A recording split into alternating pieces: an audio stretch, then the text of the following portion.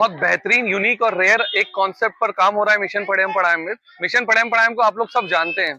ये मुझे लगता है एक बहुत ही रेवोल्यूशनरी मिशन है और भारत देश के लिए एक रेवोल्यूशनरी रिजल्ट भी लाएगा।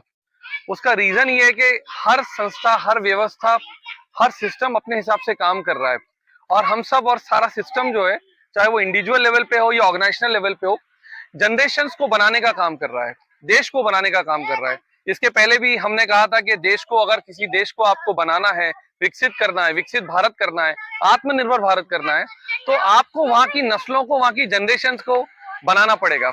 और उनको बनाने का जो सबसे बेहतरीन मॉडल ईश्वर ने, परमात्मा ने वेदों में, ग्रंथों में, कुरान में फरमाया है, इक़रा बिस्मि रब्बिकल लज़ी खलक। तो पहली बात फरमाया कि पढ़, पढ़ आपके रब के नाम से, पढ़ अपने ईश्वर के नाम से।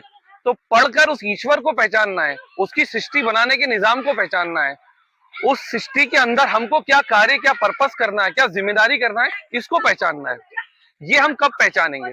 हम तो हमारे बच्चों के लिए एक व्यवस्था दे चुके हैं, लेकिन इन प्यारे प्यारे गरीब बच्चों का, इन स्लम के बच्चों का, इन फुटपाथ के बच्चों का, इन रोड साइड बच्चों का, इन माइग्रेंट लेबर्स के बच्चों का कौन सोचेगा? पूरा समाज, हम और आप मिलकर ही तो सोचेंगे, तभी कुछ होगा। मेरे दोस्त रियाज काजी साहब और हम लोग बहुत एक कोशिश कर रहे हैं और समाज से रिक्वेस्ट है। हम देखते हैं कि दुनिया में लोग बहुत बड़ी बड़ी बातें करते हैं, लेकिन परमात्मा ने ना उन इंसानों को, उन लोगों को पसंद किया है जो बात कम और काम ज्यादा करे।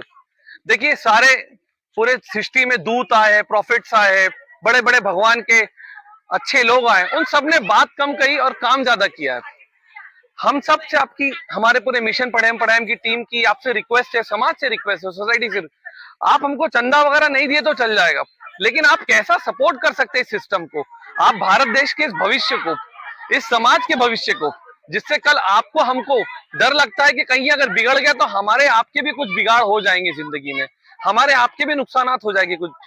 जो हमारा नुकसान इस जिंदगी में होगा वो तो होगा, लेकिन मरने के बाद जो सवाल का जवाब हमको परमात्मा ईश्वर को देना, अल्लाह को देना है, उसकी भी हमको फिक्र करना चाहिए। तो ये सारे प्यारे प्यारे बच्चे, ये नस्लों के बच्चे, ये फुटपाथ और गरीब लोगों की जो देश को बनाते हैं, एक्चुअली जो समाज को बनाते हैं, इनकी फिक्र कौन करेगा? ईश्वर परमात्मा, कभी भी याद रखिए, इन लोगों से ज्यादा मोहब्बत करते हैं हमसे, आपसे।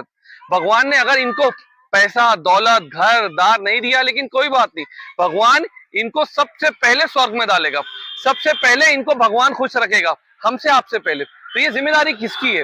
ये क्यों जाएंगे स्वर्ग में? भगवान क्यों इनको उस लेवल पे लाना चाहता है?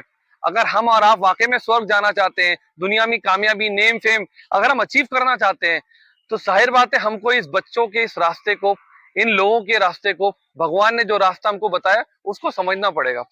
तो समझ का फर्क है। देखिए, बहुत सारा पैसा होने की जरूरत नहीं किसी समझ के लिए।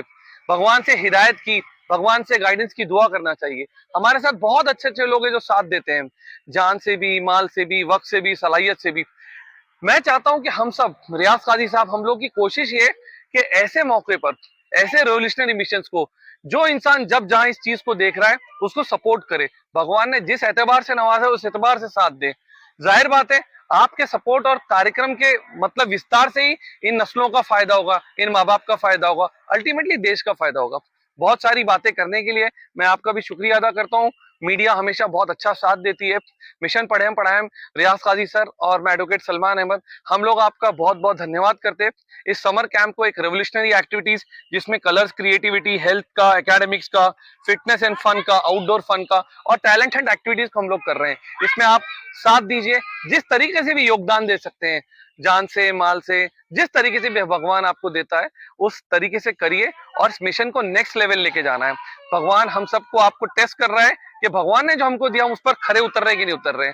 तो हम सब अपने घरों में बिल्कुल आसानी से खुश होके ना बैठे, कहीं ना कहीं हमारी पकड़ होने वाली है। अगर ये बच्चे देश के, ये समाज के बच्चे नहीं बन पाए तो हमको जवाब देना है। तो इसी का हमारा रिक्वेस्ट है कि साथ आइए, मिलकर इस काम को करते हैं।